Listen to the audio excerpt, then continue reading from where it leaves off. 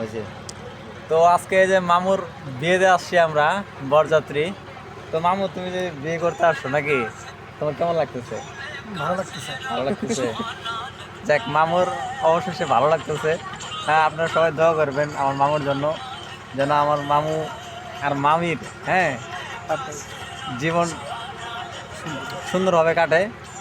তো এই যে মামুর বিয়েতে আসছিলাম সবাই, এ দেখেন অনেক সুন্দরভাবে কিন্তু পরিবেশন করছে। মানে একটু বৃষ্টির কারণে তবে সমস্যা হলো একটু বৃষ্টির কারণে দেখেন একটু ভিজা ভিজে। এই তো ত্রিপুল ছিঁড়ে পড়ে গেছে।